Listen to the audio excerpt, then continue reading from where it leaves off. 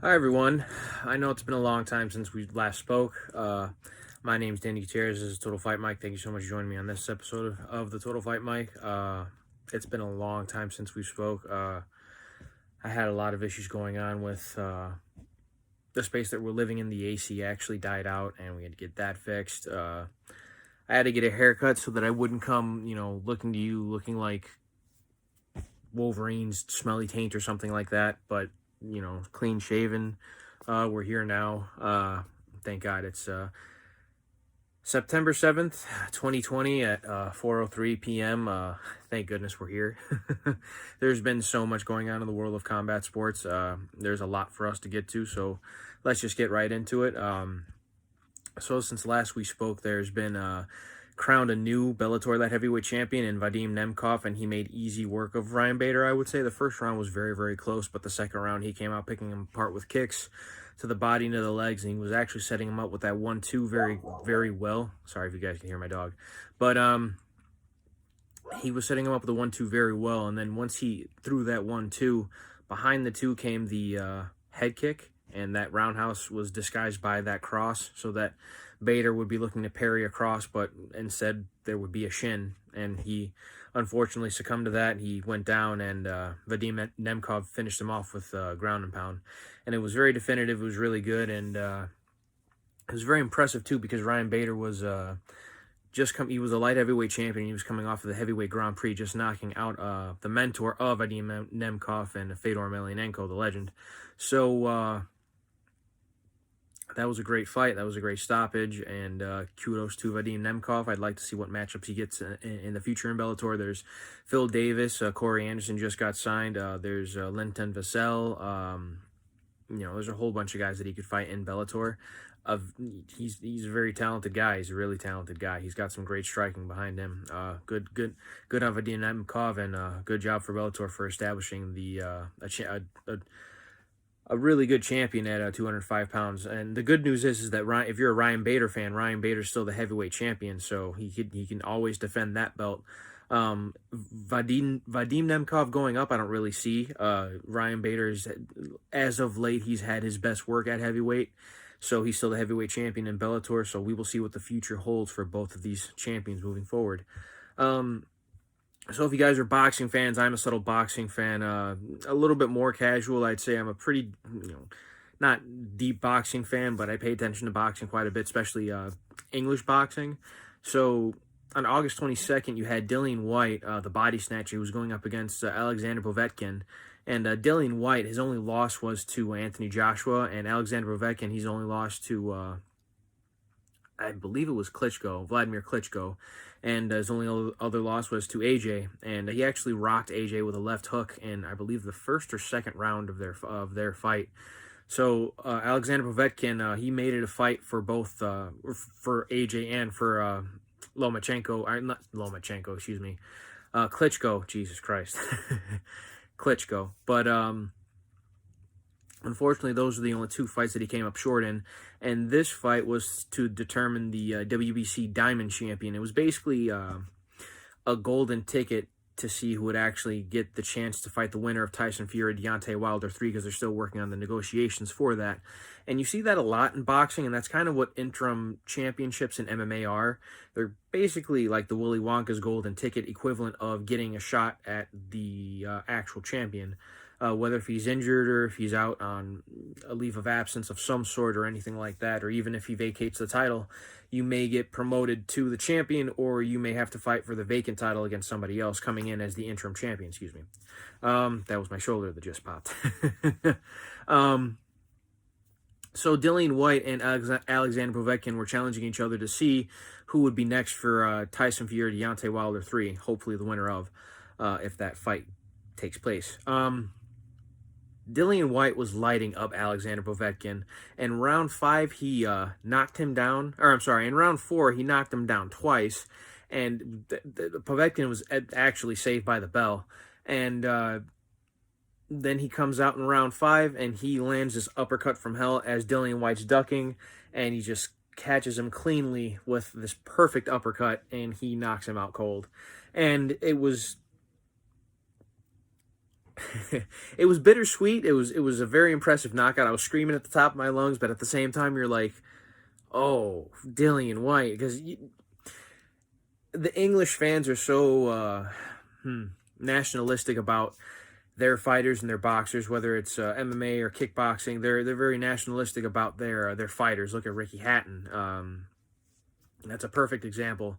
So Dillian White was kind of coming up as not the next big thing, but one of England's top heavyweights, kind of like Joe Joyce, Daniel Dubois, of course AJ, Tyson Fury. Right now the UK is actually running the works and the heavyweight division in boxing. So you still got Deontay Wilder up there, Luis Ortiz, excuse me. Not to be confused with the lower weight class boxer Victor Ortiz, Andy Ruiz Jr. You still have there's Pulev. I believe he's getting ready to fight AJ. But right now, Alexander Povetkin, excuse me, basically staked his claim as one of those dark horses. You really did feel for Dillian White, because the good news is that they're going to get a rematch, because Dillian White had made sure that if he had lost, there was a rematch clause in their contract.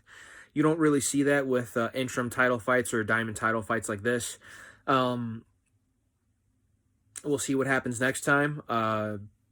In the first fight, from what we saw, Dillian White was technically the superior boxer, but Alexander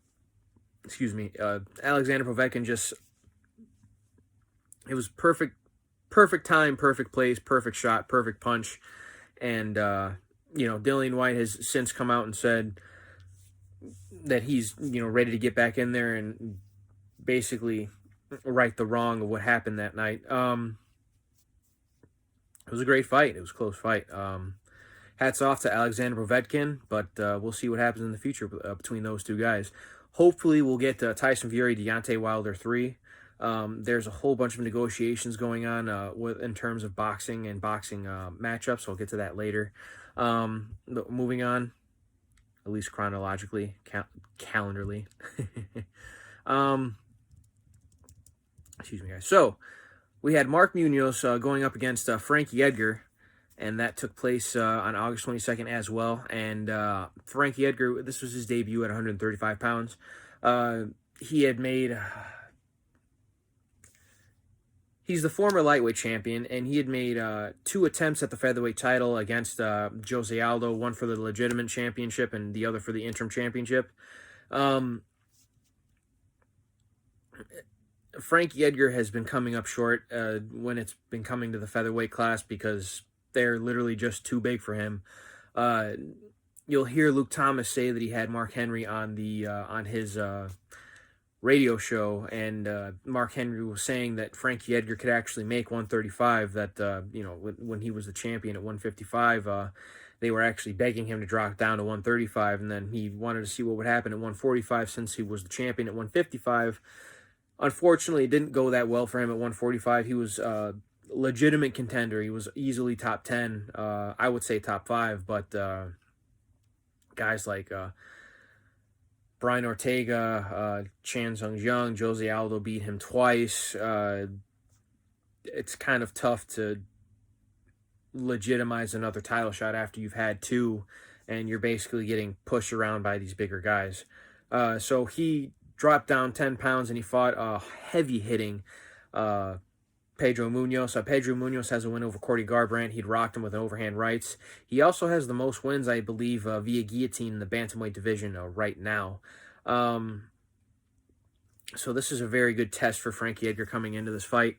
So basically what had happened was it was basically a Frankie Edgar fight. Frankie Edgar was very light on his feet. He was moving his head. He was utilizing the jab very well. He stayed behind his jab. He was utilizing kicks and angles very well. He wasn't afraid to take the fight to the ground or shoot in for a takedown or utilize the clinch up against the cage if he needed to.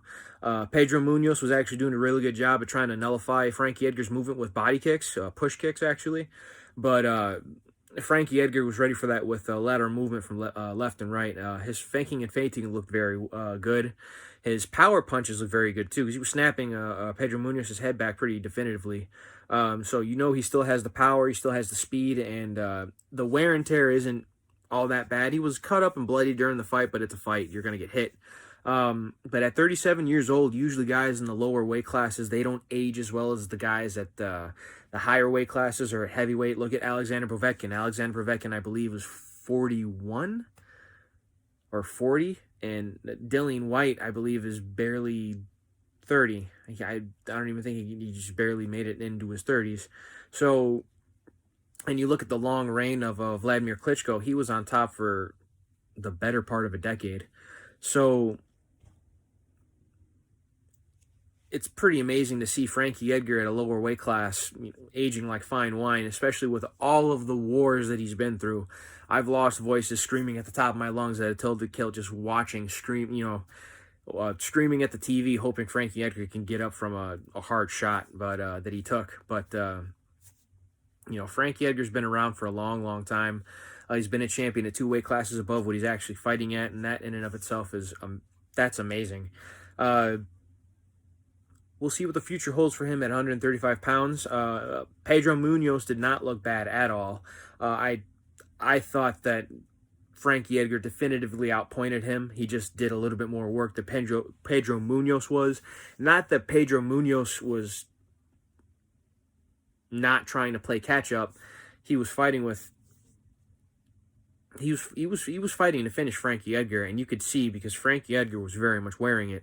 But the much more methodical decisions, combatively, I believe, were made better by Frankie Edgar, the former champion.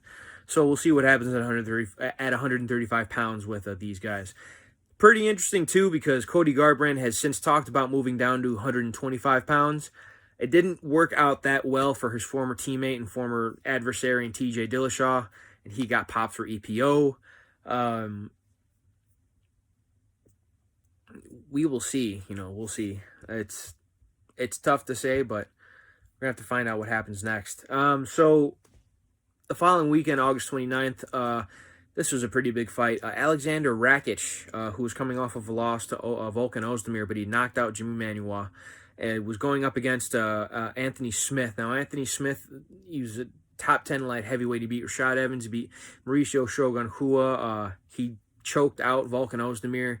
He didn't do so hot against his title shot against John Jones, but he landed a head kick at the end of the first round, and unfortunately John Jones is John Jones and figured him out right away and was able to basically nullify him throughout the entire fight and basically imposed his will and was just dominant against Anthony Smith. Anthony Smith rallied back. He fought Alexander Gustafsson. Gustafsson retired. Gustafsson came back and unfortunately fought Verdum, and Verdum submitted him. It didn't work out his way. But in between all of that, Anthony Smith was a fight. His last fight was against, I would say, top contender and dark horse himself, Glover Teixeira. Now, Glover Teixeira he just hit his 40s. I believe he's 41, 42 years old. He already had a shot at John Jones. He'd suffered devastating losses against guys like Alexander Gustafsson. He'd been out-wrestled by guys like Phil Davis and Corey Anderson. So you were wondering if it was really the end, but he starts to put a little bit of a win streak together, against young guys like Ion Cutelaba. And Anthony Smith at the beginning of that fight was lighting up Glover Teixeira, and unfortunately he got caught. His teeth were falling out, and he unfortunately sustained an unfortunate prolonged beating. And him coming back August 29th from his last fight, I mean, I don't have the date in front of me, but that's kind of a close return to action, especially when you've suffered a severe beating that you did, or like you did when you fought Glover Teixeira. So Anthony Rakic was basically just a bigger fighter. He landed some devastating leg kicks over and over and over again. Anthony Smith was actually able to take the back for a little bit. He had the over-under position up against the cage. He only had one hook in. He wasn't able to sneak in the hook on his right side, but it didn't really matter because Anthony Rakic shook him off, and then that was basically the story of the fight. Anthony Rakic was very comfortable. Alexander Rakic, I apologize, against Anthony Smith was lighting him up on the feet.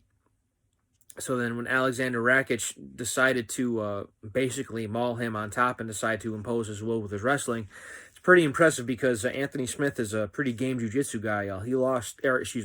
He defeated quite a few guys via rear naked choke alongside by knockout. So the well-rounded skills for Anthony Smith are very much there, but Alexander Rakic was just too big, too strong, too fast, and it looked like he was very technical. A lot of these transitions that he was utilizing very smooth. I didn't like how at the end of the fight he kind of just stood up and kind of walked away as soon as the 10-second hit. If you would have to imagine that if Dana White is watching you fight, that you are at the highest level of competition as far as combat sports go. In your mind, if you're a light heavyweight trying to stake your claim, Dana White wants to see you finish fights, not necessarily cruise away with a decision you know you're going to win. So, I mean, that's just my personal opinion, but, you know, Alexander Rakic looked phenomenal. I would want to see him fight guys like maybe Ion Cutelaba, maybe guys like Glover Teixeira. Thiago Santos has been out for a while, but he's had some injuries with his knees, I believe. There's quite a few guys out there at 205 pounds that can give Alexander Rakic a good test and a good run for his money. When it comes to Anthony Smith, I don't think he should go back down to 185. You hear horror stories from him cutting weight in a ridiculous manner. I'm a very big fan of Anthony Smith. I really do believe that he should just take the rest of the year off. And everybody's saying that. I sound like a broken record saying that because everybody's saying it. Having never, combatively competed in my life, only simulated just fragments of what these guys, I wouldn't even say what these guys go through, just like basically armchair quarterbacking a version of what these guys do in the dojo by just training. But these guys go through so much, you have to wonder, is the damage adding up? I don't think it is. I believe Anthony Smith is really young, but I think he should take the rest of the year off.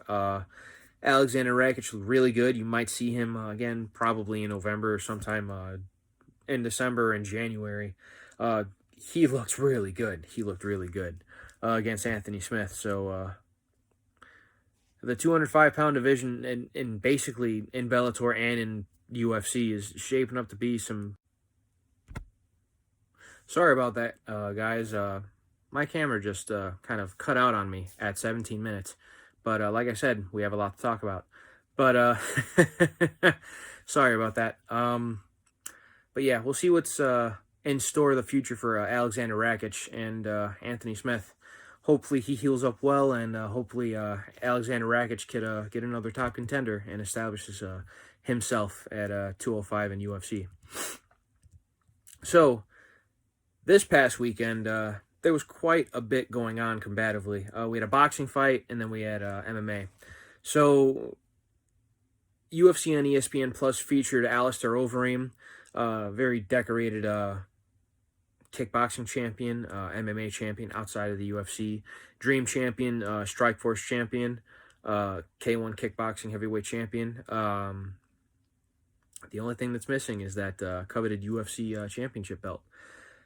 And he squared off against young up-and-comer Augusto Sakai. Now, Augusto Sakai is a very young, very hungry, very explosive, very fast heavyweight. Trains in Brazil. He's very kickboxing-oriented, very Muay Thai-oriented. He moves very well light on his feet. He likes to land leg kicks quite a bit. He's not afraid to get in the clinch and throw knees and elbows and do traditional Muay Thai. He's a legit heavyweight. You talked about guys like, especially in the heavyweight division of boxing, you talk about guys like Tyson Fury. He's so big, but he moves so well. Augusto Sakai is a big guy who moves very well. Alistair Overeem looked like he had studied that, and he took a lot of the best shots that Augusto Sakai could dish out. Alistair Overeem was kind of covering up like this, and sometimes that's okay in boxing or kickboxing, but in MMA, you have the 4-ounce smaller gloves that basically are just there to protect the knuckles, but they only do so much because even, hands break with 4-ounce gloves, let alone hands breaking with 10-ounce or 12-ounce gloves in a professional kickboxing or boxing bout. Now imagine bare knuckle boxing or Leitway, which is basically bare knuckle kickboxing with headbutts. Alistair Overeem was kind of blocking in this manner and was taking a lot of the best shots of Augusto Sakai. And we've seen him get knocked out, that way. You've seen him get knocked out that way up against the cage before. Fortunately, he was able to utilize that blocking technique to get Augusto Sakai to basically wear himself out. And Alistair Overeem basically took him the distance. What he would basically do is he would land straight punches from the outside and look to land kicks, not to necessarily land for power, but to land to kind of keep him away, to kind of establish distance. So when Augusto Sakai, and this is just from what I saw, Augusto Sakai would try and break that distance with his own striking offense. Alistair Overeem would just cover up and utilize the over-under position and land knees to the body. And that turned out to be... There's an amateur fighter at Total Fight Challenge. I believe his name is Tyler Hook. And he is a big 185er. He's a huge guy. He's a big 185er. He has this over-under position that is so strong. He lands these knees to the solar plexus and to the ribs that you just hear the from these guys. You hear it cage side, and I've been watching his fights. Man, Alistair Overeem would just land these knees to the body, and that was basically his bread and butter throughout his entire career, whether if it was in Dream or Strikeforce or Pride or K1 kickboxing. They actually made a rule where you couldn't knee in the clinch because Alistair Overeem made it so successful, because he won the Grand Prix championship that way. It was basically just over under and utilize those knees to the body, and that's basically what Alistair Overeem did throughout the entire fight. And basically in round 5 was able to take Augusto Sakai down and utilize elbows and ground and pound and get Augusto Sakai out of there. Now, Alistair Overeem wants one more run at the title. He almost had it again. I'll say he rocked Stipe Miocic until Stipe rallied back like the champion that he is and decided to knock him out. He basically finished him. He decided to up the ante. He needed to meet aggressiveness with championship ability, and he basically weathered the storm and knocked out Alistair Overeem in the guard while Alistair Overeem was on his back. Overeem's, he's fought against Francis and he's fought against Rosenstruik, and fortunately those fights didn't go his way. But again, he's shown. Let's pull up his record here. 1 second. Hold on.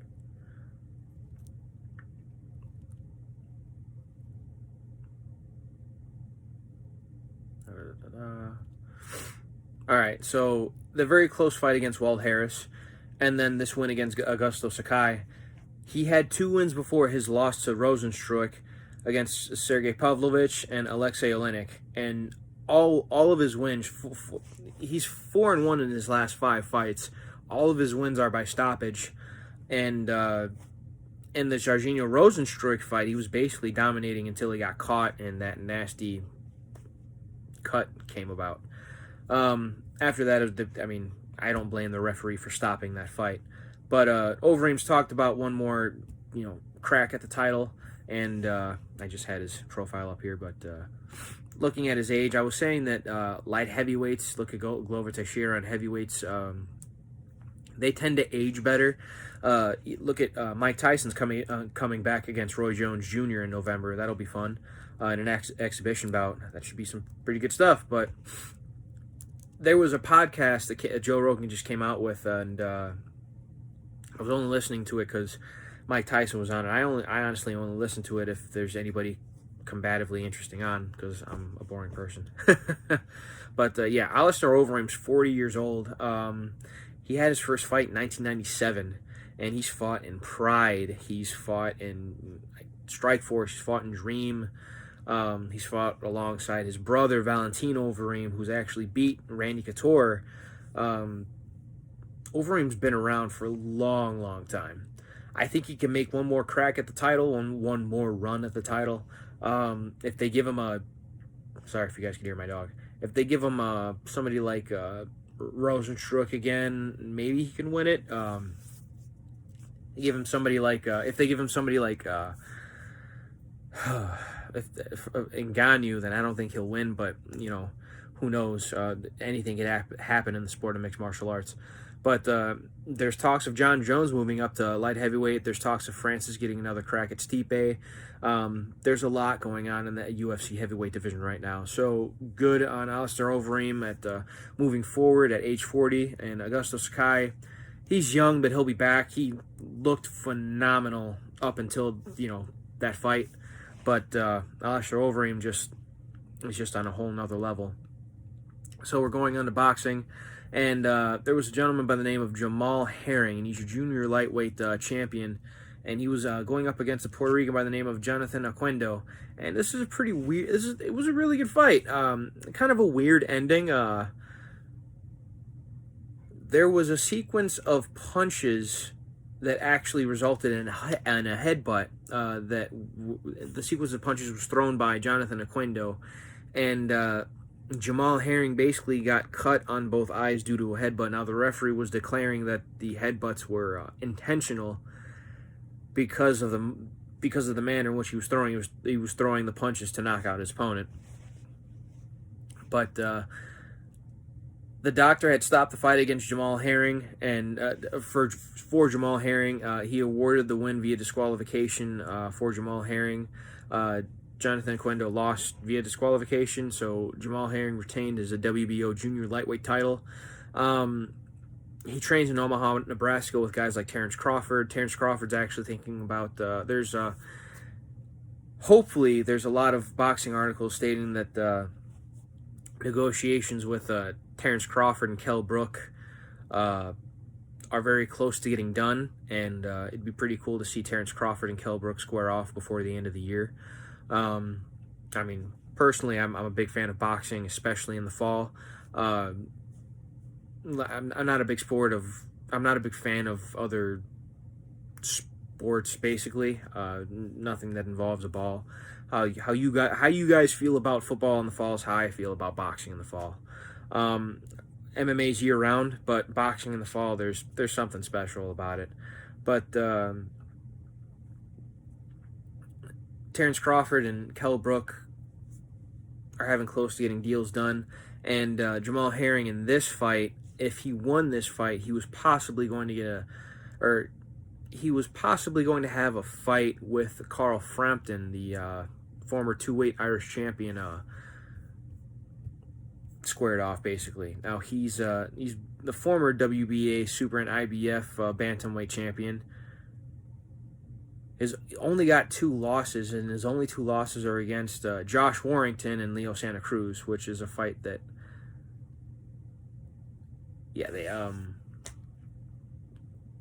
so they had a close fight, and then Santa Cruz got it back, and he actually fought Nonito Donaire, who's actually fought Monster Inoue, which is it's impressive. His only other loss is to Josh Warrington, and Josh Warrington's a beast. I'm telling you, man, these English boxers are something else. But hopefully we'll see a fight between Jamal Herring and Carl Frampton soon, and fights with Terrence Crawford and Carol Brook. Hopefully that gets announced soon. Errol Spence Jr. was supposed to be taking on Danny Swift Garcia soon, and there's a whole bunch of what ifs right now in terms of boxing. Again, we're supposed to be seeing Tyson Fury, Deontay Wilder 3. We might get Dillian White, Alexander Povetkin. AJ's looking to square off against Pulev.